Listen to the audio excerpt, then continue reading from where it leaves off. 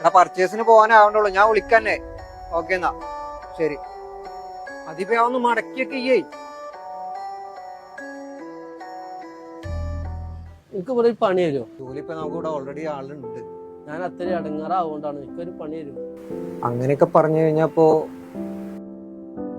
ആ വരുന്ന ആളെ കൊണ്ട് ഈ ഷർട്ട് വാങ്ങിപ്പിച്ചു കഴിഞ്ഞാൽ എനിക്ക് ഇവിടെ ജോലി തരാം.